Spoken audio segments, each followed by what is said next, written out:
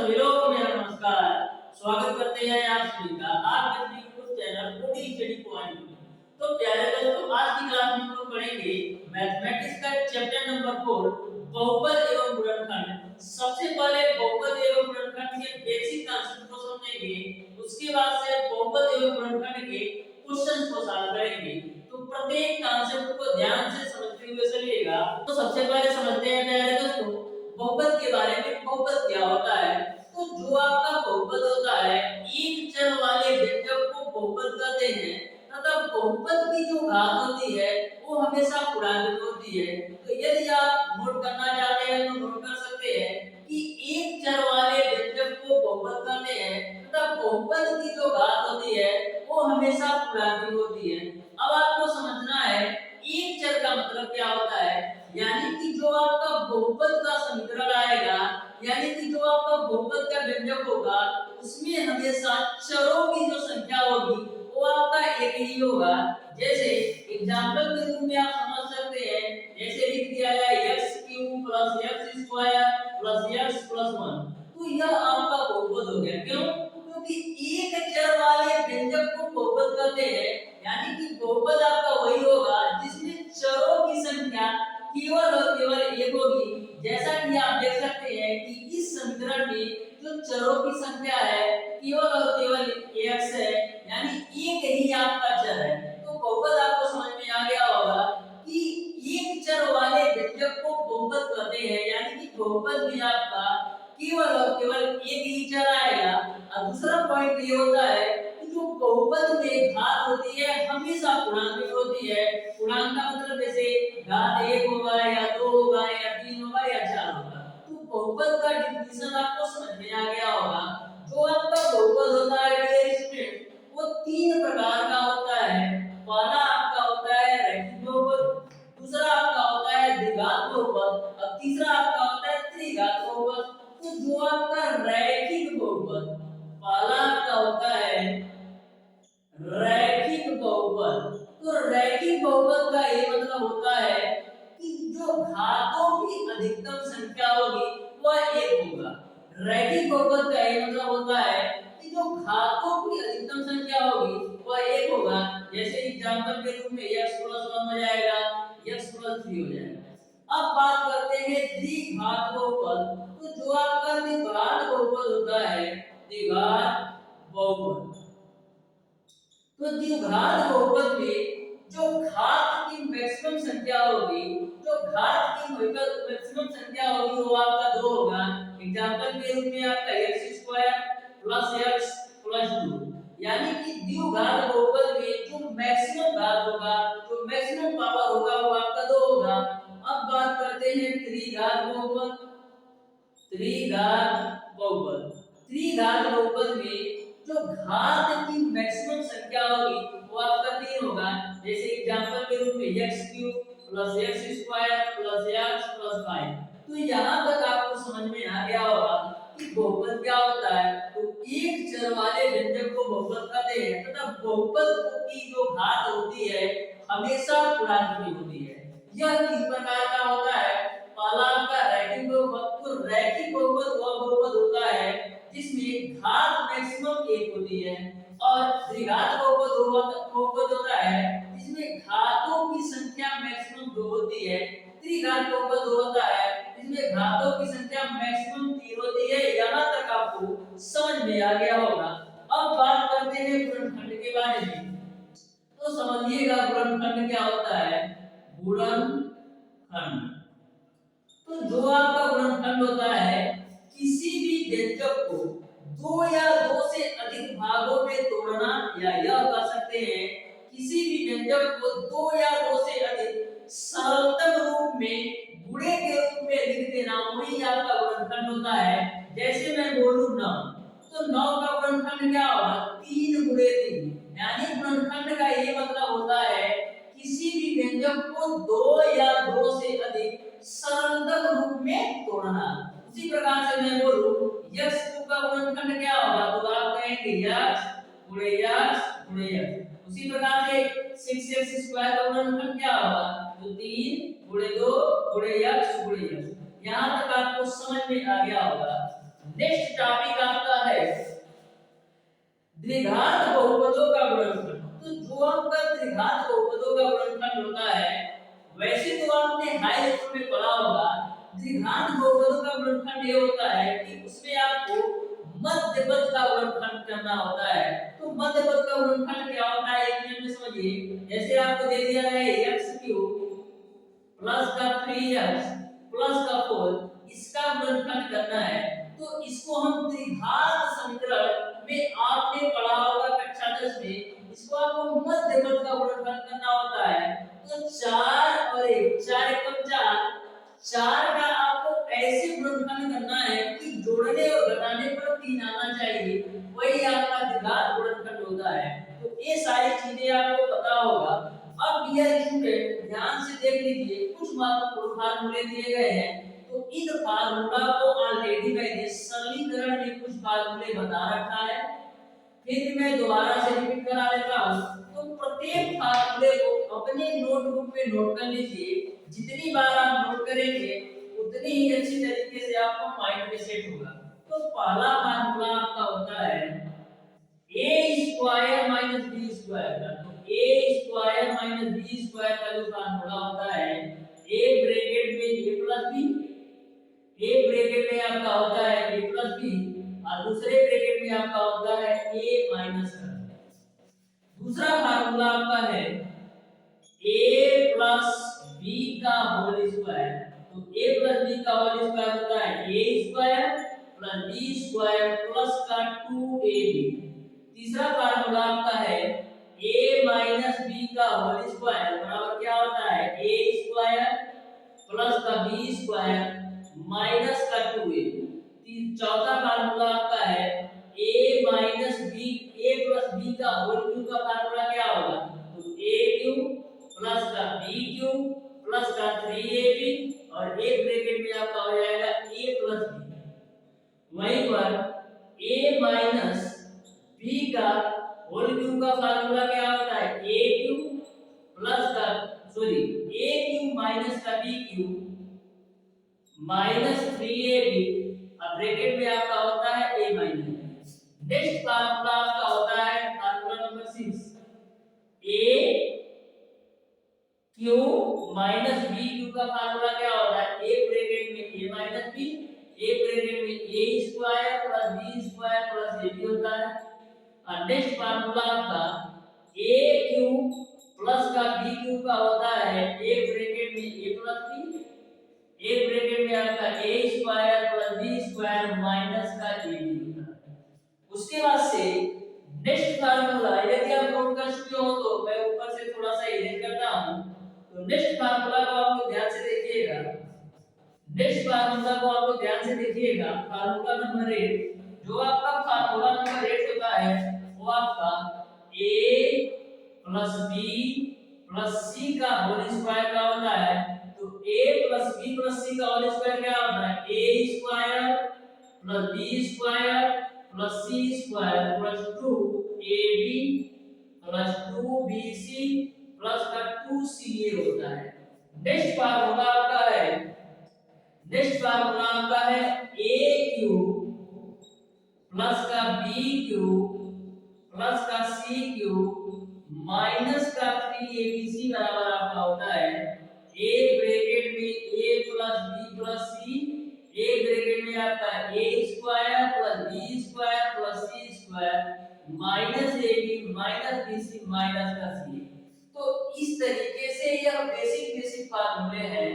यदि इस फार्मूले से यदि आपको a plus b plus c की वैल्यू 0 के बराबर हो, इस फार्मूले में यदि a plus b plus c की वैल्यू बराबर 0 के हो तो आपका क्या होगा, यदि a plus b plus c की वैल्यू 0 होगा तो यह पूरी वैल्यू राइट साइड की 0 हो जाएगी। तो आपको मिलेगा a³ plus b³ plus c³ बराबर 3abc। तो इसको भी आप कॉन्सेप्ट में ध्यान में रखिएगा, यदि a plus b plus c बराबर 0 हो जाता है तो यह पूरी वैल्यू 0 हो जाएगी। तो आपका a³ plus b³ plus c³ बराबर 3abc होगा। तो इस तरीके से बहुपद एवं गुणनफल के बेसिक कॉन्सेप्ट के साथ साथ जो भी फार्मूले दिए गए थे, टोटल फार्मूला के बारे में मैंने डिस्कस कर लिया है। अब क्वेश्चंस की दुनिया में चलते हैं, तो ध्यान से पढ़िएगा क्वेश्चन नंबर 1। तो क्वेश्चन नंबर 1 आपके सामने है, इसको सॉल्व करके बताइए इसका कौन सा ऑप्शन सही होगा। तो ध्यान से क्वेश्चन नंबर 1 को पढ़िए और सॉल्व करके बताइए इसका कौन सा ऑप्शन सही होगा। क्वेश्चन नंबर 1 का आपको गुणनखंड करना है, तो ध्यान से क्वेश्चन नंबर 1 को पढ़िए और सॉल्व करके बताइए इसका कौन सा ऑप्शन सही होगा। डियर स्टूडेंट, क्वेश्चन नंबर 1 आपको इस प्रकार से दे रखा है, x³ प्लस का x माइनस का 3x² माइनस का 3, इसका आपको गुणनखंड करना है। तो ध्यान से समझिएगा, सबसे पहले डियर स्टूडेंट दोनों में x कॉमन है तो x कॉमन ले लेते हैं, तो आपको मिलेगा x² प्लस का 1, इन दोनों में आपका माइनस का 3 कॉमन है तो आपको मिलेगा x² प्लस का 1। अब यह ब्रैकेट दोनों समान हो गया तो इसको एक बार लिख लेते हैं, यानी x² प्लस 1 और एक ब्रैकेट में आपका आ जाएगा x माइनस का 3। इस तरीके से इस क्वेश्चन का जो आंसर होगा वो आपका ऑप्शन नंबर ए सही हो जाएगा। बढ़ते हैं नेक्स्ट क्वेश्चन पर, तो पढ़िएगा क्वेश्चन नंबर 2 को और ध्यान से इसको पढ़ करके सॉल्व करके बताइए इसका कौन सा ऑप्शन सही होगा। तो क्वेश्चन नंबर 2 को ध्यान से पढ़ करके और सॉल्व करने का प्रयास कीजिए। क्वेश्चन नंबर 2 आपको इस प्रकार से दे रखा है, √x/1 माइनस का x प्लस √1 माइनस का x डिवाइडेड बाय x बराबर आपको दे रखा है 2 सही 1/6। तो आपको हल करके x की वैल्यू निकालना है। तो ध्यान से समझिएगा, सबसे पहले इन दोनों का एलसीएम लेते हैं तो आपको मिलेगा √1 माइनस x इनटू का x। यहां से 1 माइनस x से 1 माइनस x कैंसिल होगा तो √x का √x में मल्टीप्लाई होगा तो आपको मिलेगा x प्लस √x से √x कैंसिल होगा तो √1 माइनस x का √1 माइनस x में मल्टीप्लाई कराएंगे तो आपको मिलेगा 1 माइनस x। अब इसको आप सॉल्व करिए तो 6 गुना 12 13/6 आपको मिलेगा, minus x plus x cancel होगा तो आपको मिलेगा 1/√1 माइनस x इनटू का x बराबर आपका है 13/6। अब दोनों तरफ स्क्वायर कर देते हैं तो आपको मिलेगा 1 माइनस का x इनटू का x बराबर 13 का स्क्वायर करेंगे 169 और 6 का स्क्वायर करेंगे तो 36 मिलेगा। अब देखिएगा करते क्या है, यहाँ पर क्रॉस मल्टीप्लाई कर लेते हैं तो आपको मिलेगा 36 बराबर 169x इनटू का 1 माइनस x, तो यहाँ से 36 बराबर 169x का पूरे ब्रैकेट में मल्टीप्लाई कराइए तो 169x माइनस का 169x स्क्वायर। यहाँ से डियर स्टूडेंट करते क्या है, ये जो माइनस में 169x स्क्वायर है इसको हम लेफ्ट साइड लाएंगे तो आपको मिलेगा 169x स्क्वायर और यह वैल्यू आपका राइट साइड में प्लस है तो लेफ्ट साइड में आएगा आपका माइनस का 169x अब प्लस का 36 आने की पहले से ही है प्लस का 36 बराबर आपका हो जाएगा 0। अब आपको मध्य पद का गुणनखंड करके इसको सॉल्व करना है तो 169 और 36 का आपको ऐसे फैक्टर करना है कि 169 आ जाए। तो देखिएगा 169 है और 36 है तो 169 को तो हम 13 गुणे 13 लिख सकते हैं और 36 को हम क्या लिख सकते हैं, 36 को हम लिख सकते हैं 4 गुणे 9। तो 13 का गुणा यदि हम 9 में कराते हैं तो 13 9 117 मिल जाता है और 13 का गुणा हम 4 में कराते हैं तो 52 मिल जाता है। तो 117 और 52 जोड़ेंगे तो आपका 169 आ जाएगा। यानी कि हम कर सकते हैं, यानी कि हम 117 प्लस 52 के रूप में कर सकते हैं तो आपका हो जाएगा 169x² माइनस का 117x प्लस का 52x अपार आपका 36 है। अब देखिएगा 169x² माइनस का पूरे ब्रैकेट में मल्टीप्लाई माइनस का 117x माइनस का 52x प्लस का 36 बराबर आपका हो जाएगा 0। इन दोनों में क्या कॉमन है, इन दोनों में आपका 13 कॉमन है और x कॉमन है तो यहाँ पर मिल जाएगा आपको 13x माइनस का 9 और इन दोनों में आपका क्या कॉमन है इन दोनों में कॉमन आपका ले लीजिए 4। जब 4 कॉमन लेंगे तो ये आपका दोनों ब्रैकेट समान होगा। तो यहाँ पर माइनस का 4 कॉमन ले लेते हैं तो आपको मिलेगा 13x माइनस का 9।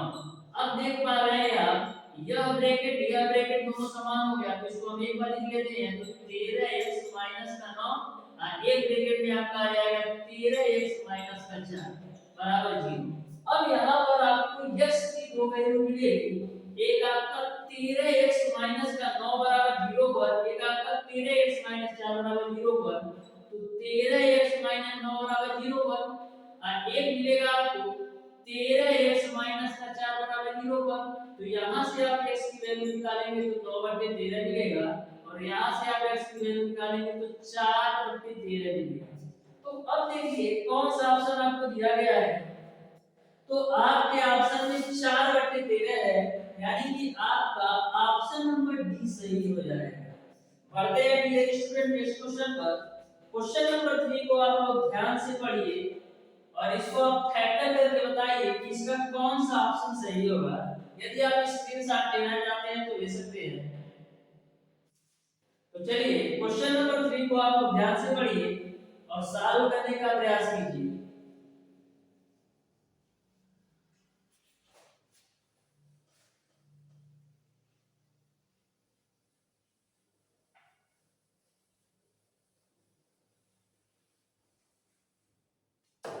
देखिए ध्यान से क्वेश्चन नंबर 3 को।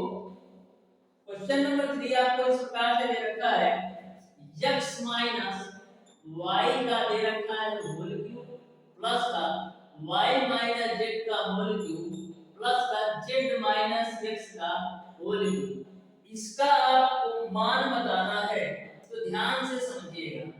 यहाँ पर एक आपका फार्मूला अप्लाई होगा जो कि मैंने लास्ट में बताया था कि आपका होता है a क्यूब प्लस का b क्यूब माइनस का 3abc बराबर आपका होता है एक ब्रैकेट में a plus b plus c, एक ब्रैकेट में आपका होता है a square plus b square plus c square minus का ab माइनस का bc और माइनस का c। यह फार्मूला होता है, लेकिन इसमें मैंने आपको एक कंडीशन बताया था कि यदि a plus b plus c की वैल्यू 0 के बराबर हो जाए तो आपका क्या होता है a cube plus b cube plus c cube बराबर 3abc होता है। ऐसा इसलिए होता है क्योंकि a plus b plus c की वैल्यू 0 होगा तो राइट साइड में पूरा 0 आ जाएगा। तो a cube plus b cube, a cube plus b cube यहाँ पर प्लस का c क्यूब ही है, प्लस का c क्यूब माइनस का 3abc बराबर 0 होगा, जिसको हम a cube plus b cube plus c cube बराबर 3abc के रूप में लिख सकते हैं।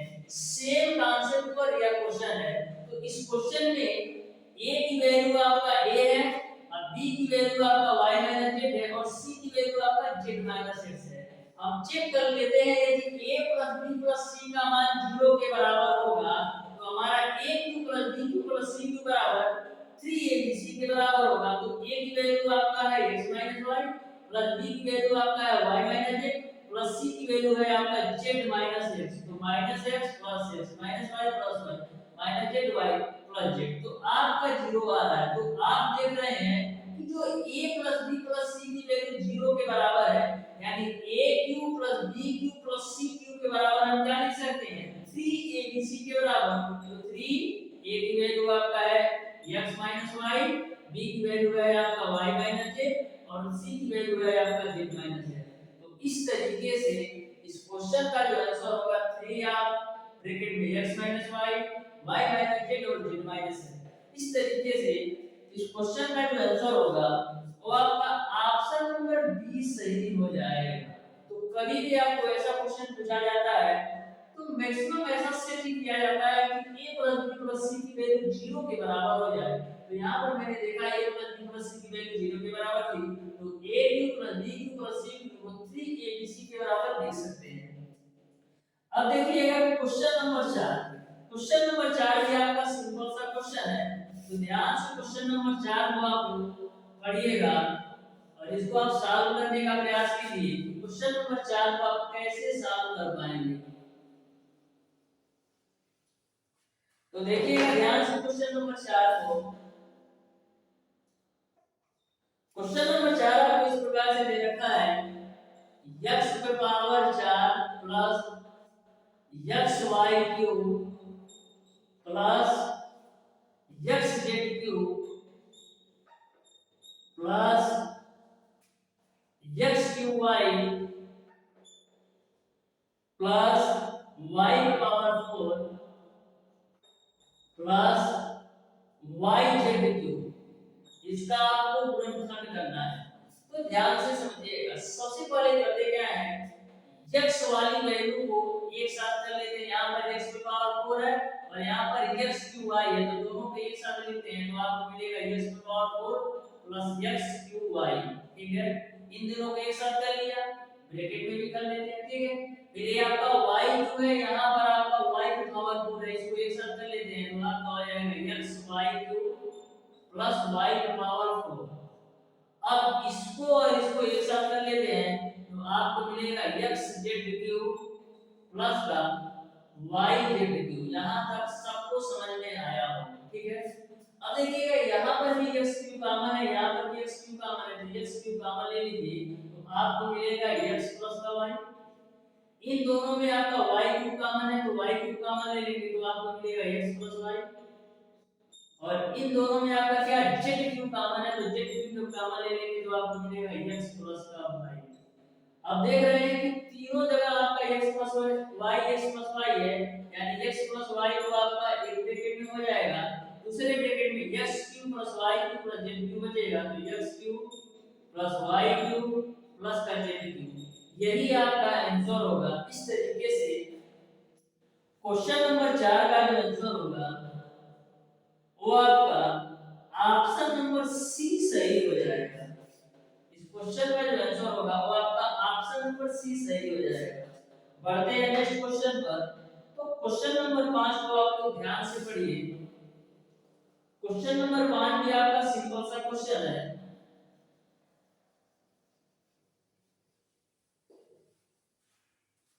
तो देखिएगा क्वेश्चन नंबर 5। तो क्वेश्चन नंबर 5 देखिए ध्यान से, बोला है ये x की power 4 px square plus q का गुणनखंड x² - 3x + 2 हो तो p तथा q का मान ढूंढिए। तो कभी भी आपसे ऐसा क्वेश्चन पूछा जाए तो सबसे पहले जो आपका गुणनखंड दे रखा है x² - 3x + 2, उसको आपको फैक्टर करना है। फैक्टर करके यानी गुणनखंड करके x की वैल्यू निकालना है। तो x की वैल्यू निकाल करके जब आप x की पावर 4 - px² + q में रखेंगे तो आपको p और q में कुछ संबंध आएगा, उसी अनुसार आप p और q की वैल्यू निकाल सकते हैं। तो ध्यान से समझिएगा कैसे आप इसको सॉल्व करेंगे। आपको दे रखा है x की पावर 4 माइनस का px² प्लस का q बराबर 0 मान लीजिए। का गुणनखंड x² - 3x + 2 है। इसका जो गुणनखंड है वो आपका है x² - 3x + 2। तो आपको p और q की वैल्यू ज्ञात करना है। तो सबसे पहले x की वैल्यू देख लेते हैं क्या आएगा। तो यहाँ पर आपको 2 का ऐसे फैक्टर करना है, 2 का ऐसे गुणनखंड करना है कि 3 है तो 2 * 2 2 1 3। तो यहाँ से आपका हो जाएगा x² - 2x प्लस का x प्लस का 2 बराबर 0। यहाँ से आपका x² माइनस का मल्टीप्लाई करिए तो -2x माइनस का x प्लस 2 बराबर 0। इन दोनों में आपका x कॉमन है तो मिलेगा आपको x - 2। इन दोनों में आपका माइनस का 1 कॉमन है तो मिलेगा x - का 2 बराबर 0। अब दोनों ब्रैकेट समान तो एक ब्रैकेट में आपको मिल जाएगा x - 2 और एक ब्रैकेट में आपको मिल जाएगा x - 1। तो यहाँ से x के दो मान आएंगे, एक x - 2 से एक x - 1 से। तो x - 2 बराबर 0 करेंगे तो x बराबर 2 आएगा, और जब x - 1 बराबर 0 करेंगे, x - 1 बराबर 0 करेंगे तो x की वैल्यू 1 आएगा। तो x का मान एक बार 2 रखते हैं, तो x बराबर 2 रखने पर x बराबर 2 रखने पर तो x बराबर आप 2 रखिए उपरोक्त समीकरण में, तो आपका हो जाएगा 2 की पावर 4 - p * 2 2 का स्क्वायर प्लस का क्यूब बराबर आपका हो जाएगा 0। तो 2 का पावर 4 का मान होता है 16 माइनस का 2 का स्क्वायर 4 4 into p तो 4p प्लस का क्यूब बराबर आपका हो जाएगा 0। तो इसको हम क्या लिख सकते हैं, माइनस के 4p को आप राइट साइड ले जाइए तो ये आपका आ जाएगा 4p प्लस क्यूब है तो राइट साइड जाएगा माइनस का क्यूब बराबर हो जाएगा 16। इसको हम मान लीजिए समीकरण 1। अब देखिए x बराबर 2 पर समीकरण 1 मिला।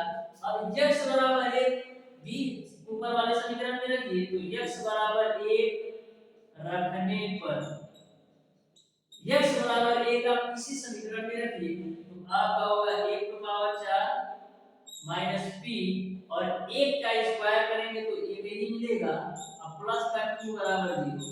अब a आपका माइनस p है तो राइट साइड जाएगा प्लस का p, ये आपका प्लस का q है राइट साइड जाएगा माइनस का q बराबर आपका हो जाएगा 1। इसको आप मान लीजिए समीकरण नंबर 2। अब देखिए समीकरण 1 और समीकरण 2 आपको मिल गया।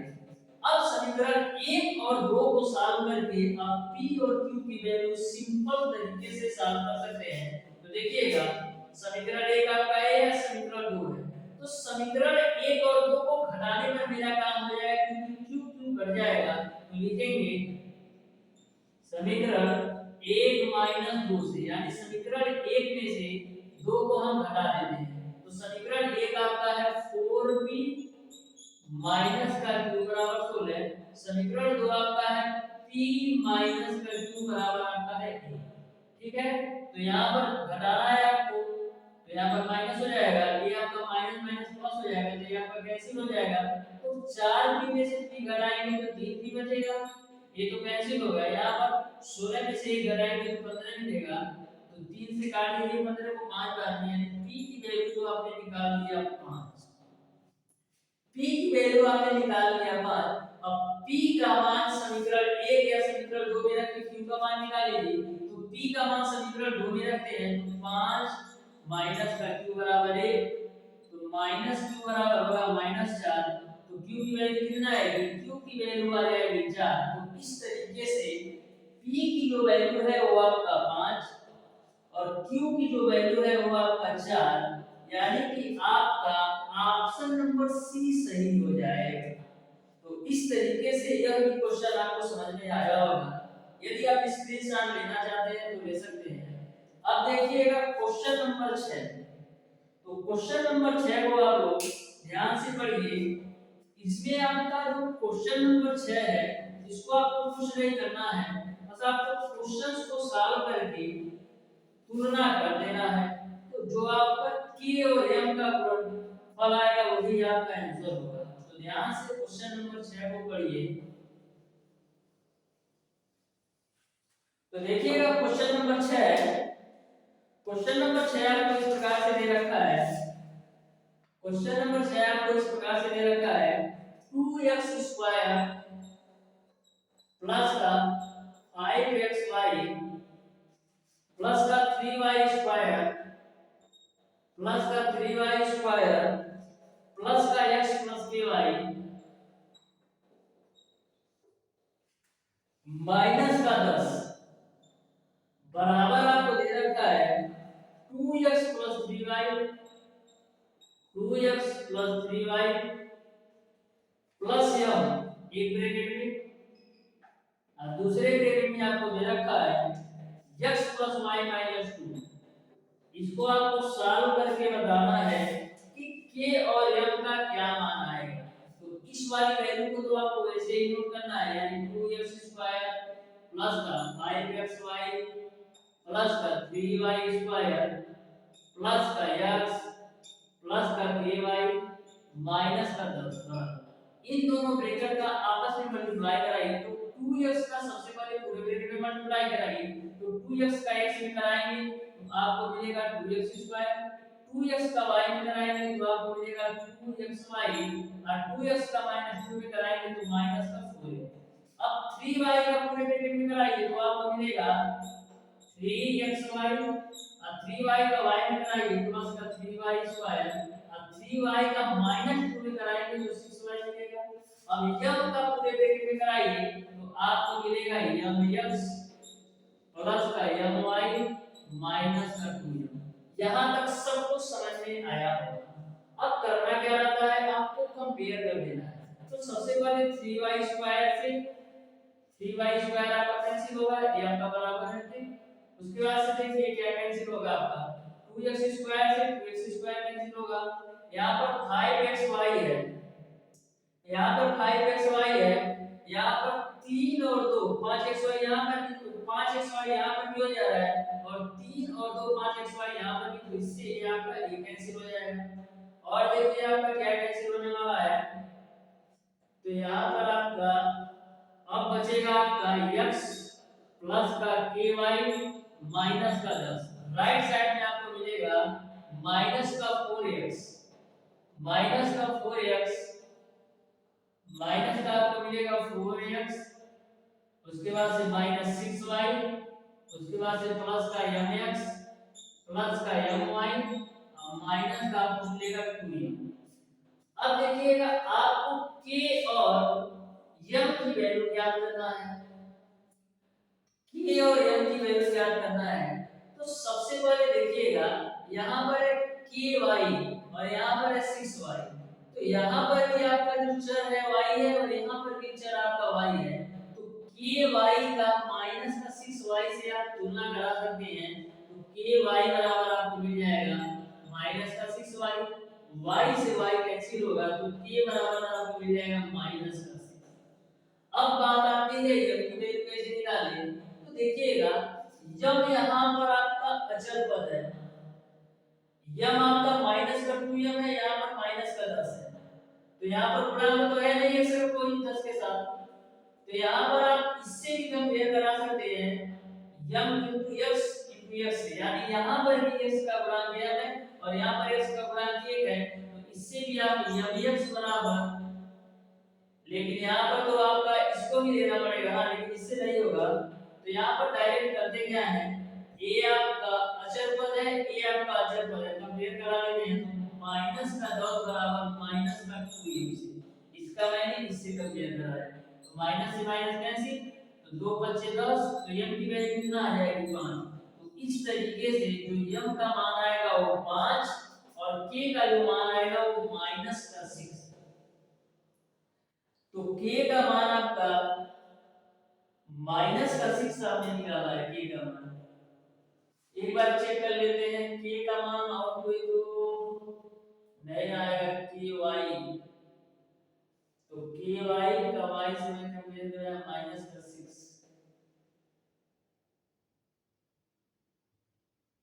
और m की वैल्यू आपका आएगा 5, m की वैल्यू आपका आएगा 5।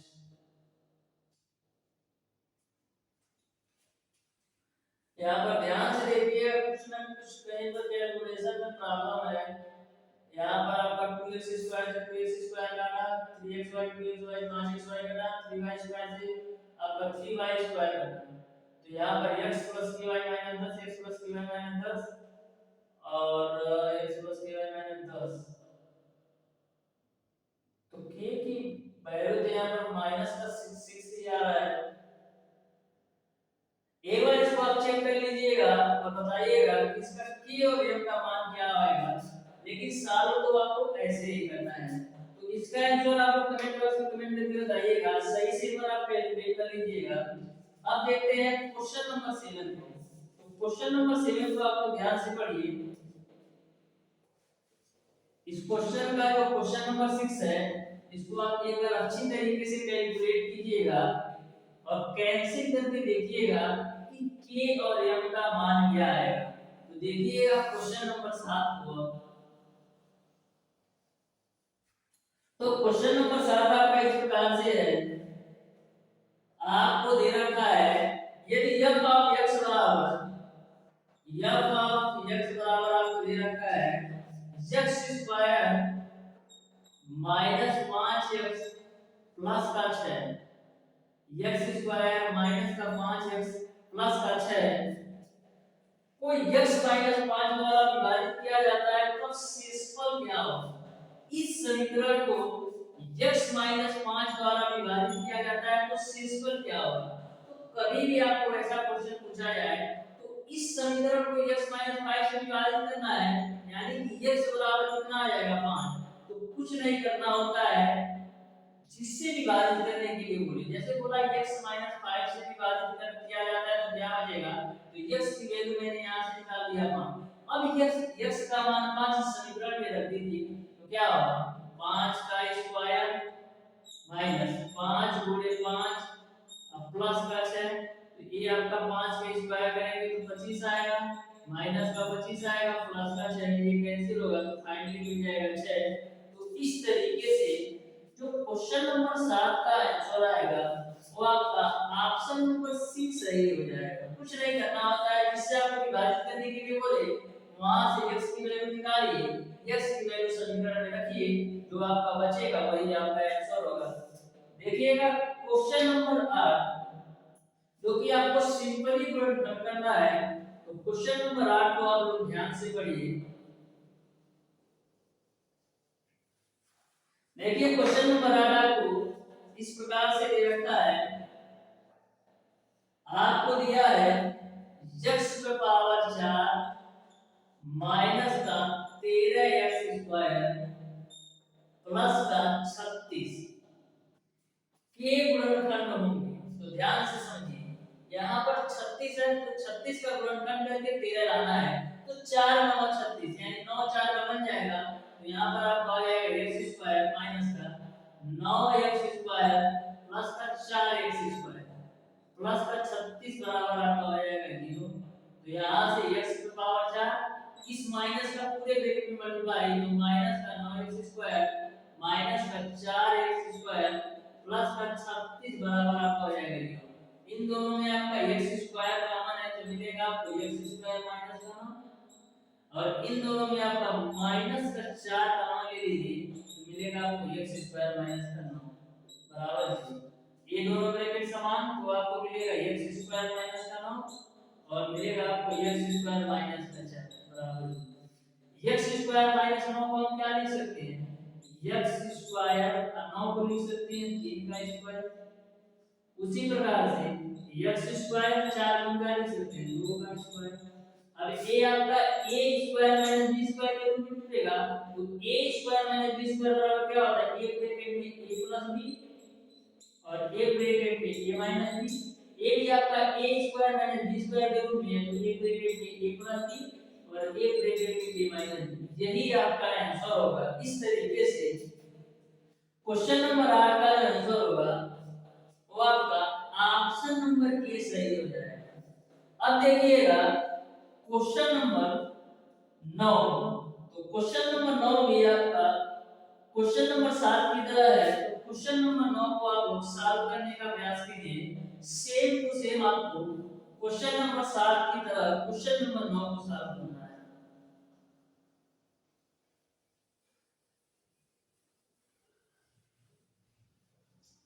जो हमारी आईआरटी की क्लास चलती है मैथ का, उसको भी आप लोग लिया कीजिए। जैसे कि जो आईआरटी का लेवल है वो पॉलिटेक्निक से थोड़ा अप है, और यह भी मैं आपको बोलता हूं कि यदि आप यूपी के स्टूडेंट हैं तो आईआरटी एंट्रेंस एग्जाम का फॉर्म जरूर फिलअप कीजिएगा, क्योंकि जो आपकी आईआरटी संस्था है बहुत ही बेस्ट संस्था है डिप्लोमा के लिए, क्योंकि यह यूपी में केवल और केवल एक ही कॉलेज है, इसका प्लेसमेंट लेवल भी बहुत अच्छा है, और जो वहां की शिक्षा व्यवस्था या इंफ्रास्ट्रक्चर कह सकते हैं बहुत ही बेटर है। तो यदि आप यूपी के स्टूडेंट हैं और पॉलिटेक्निक का एग्जाम दे रहे हैं तो 100% आईआरटी का भी एग्जाम दीजिएगा। आईआरटी में यदि आपका सिलेक्शन हो जाता है तो आप बहुत अच्छे लेवल पर पहुंच जाएंगे। तो आईआरटी का फॉर्म जरूर डालिएगा, और यदि आप अच्छी तरीके से क्लास लेते हैं हमारे, तो 100% आईआरटी में आपका एडमिशन हो जाएगा। तो ध्यान से देखिएगा क्वेश्चन नंबर 9। तो क्वेश्चन नंबर 9 आपको इस प्रकार से दे रखा है, आपको बोला है कि व्यंजक 3y³ plus y² minus 19y + 6 को y - 3 से विभाजित करने पर शेषफल है। तो ध्यान से समझिएगा, आपको समीकरण दे रखा है 3y³ प्लस का y² माइनस का 19y प्लस का 6, बोला है y - 3 से विभाजित है तो शेषफल है, यानी y - 3 बराबर 0, तो तो y बराबर कितना रखना है 3। तो y बराबर उपरोक्त समीकरण में रखिए, जो आपका शेषफल आएगा वही आंसर आएगा। तो यहाँ पर हो जाएगा 3 y की जगह पर 3 का क्यूब प्लस 3 का स्क्वायर माइनस का 19 गुणे 3, उसके बाद से प्लस 6। ठीक है, ये आपका 3 और 3 का क्यूब करेंगे तो 27 प्लस 3 का स्क्वायर करेंगे 9 माइनस 9 19 दिया 57 प्लस का 6, तो यहाँ पर 81 हो जाएगा प्लस का 9 हो जाएगा माइनस का 57 हो जाएगा प्लस है, तो 81 और 9 90 90 और 6 96 96 माइनस का 57 करिए तो 16 में 7 जाएगा 9 8 में से 5 जाएगा 3, तो 39 आपका आंसर आएगा। इस तरीके से क्वेश्चन नंबर 9 का जो आंसर होगा वो आपका ऑप्शन नंबर ए सही हो जाएगा। अब देखिएगा क्वेश्चन नंबर 10। क्वेश्चन नंबर 10 ये आपका सिंपल सा क्वेश्चन है, तो क्वेश्चन नंबर 10 को ध्यान से समझिएगा।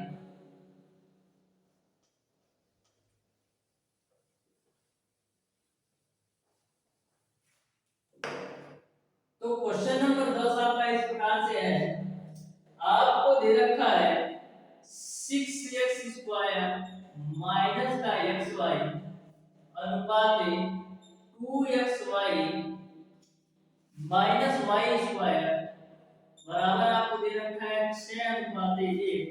तो आपको x अनुपात y का मान ज्ञात करना है। तो ध्यान से समझिएगा, ये आपका अनुपात के रूप में है, यानी 6x स्क्वायर माइनस xy अनुपात 2xy माइनस y स्क्वायर। तो इसको हम बट्टे के रूप में लिख सकते हैं 6x स्क्वायर माइनस का xy बट्टे 2xy माइनस का y स्क्वायर बराबर 6 अनुपात 1 है, इसको 6 बट्टे 1 लिख सकते हैं। अब क्रॉस मल्टीप्लाई कराइए तो क्या मिलेगा आपको 6x स्क्वायर माइनस का xy बराबर 6 गुना 12xy माइनस का आपको मिलेगा 6y स्क्वायर। यहाँ तक सबको समझ में आ गया होगा, मैंने क्रॉस मल्टीप्लाई यूज किया है। अब देखिएगा ये आपका 6x स्क्वायर है, ये आपका माइनस का 6y स्क्वायर राइट साइड में जब लेफ्ट साइड में आएगा तो प्लस का 6y स्क्वायर हो जाएगा। यहाँ पर आपका माइनस का xy है और ये आपका प्लस का 12xy है राइट साइड में, जब लेफ्ट साइड में आएगा तो माइनस का 12xy आएगा बराबर 0। यहाँ तक सबको समझ में आया होगा, ठीक है। अब देखिएगा 6x स्क्वायर प्लस का 6y स्क्वायर माइनस का 12xy और माइनस का xy माइनस का 13xy बराबर आपको हो जाएगा 0।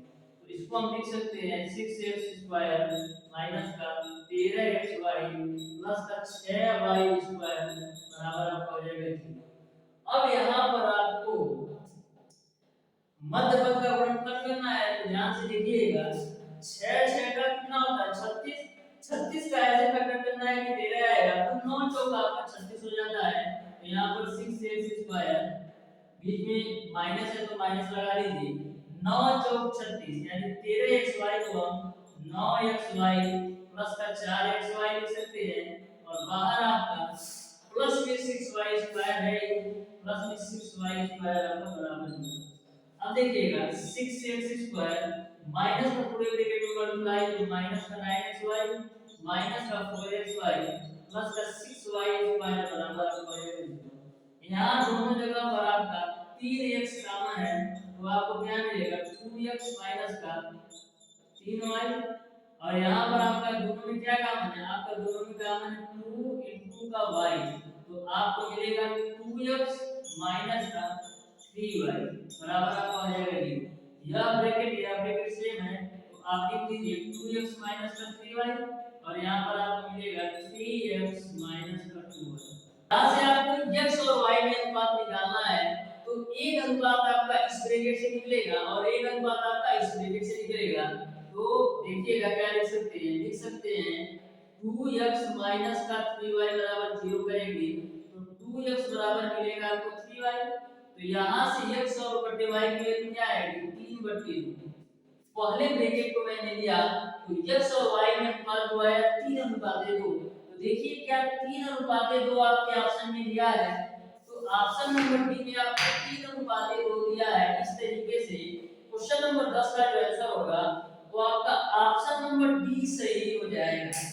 तो प्यारे दोस्तों, आज की क्लास में मैंने आपको बताया बहुपद एवं गुणनखंड का बेसिक कॉन्सेप्ट और बहुपद एवं गुणनखंड के क्वेश्चन नंबर 1 से लेकर के क्वेश्चन नंबर 10 तक सारे प्रश्नों का सॉल्यूशन। यदि आपको किसी भी क्वेश्चन में कोई भी डाउट या कोई भी कंफ्यूजन हो तो आप मुझे कमेंट बॉक्स में कमेंट करके जरूर बताइएगा। यदि वीडियो अच्छा लगा हो तो वीडियो को लाइक और चैनल को सब्सक्राइब जरूर कीजिएगा।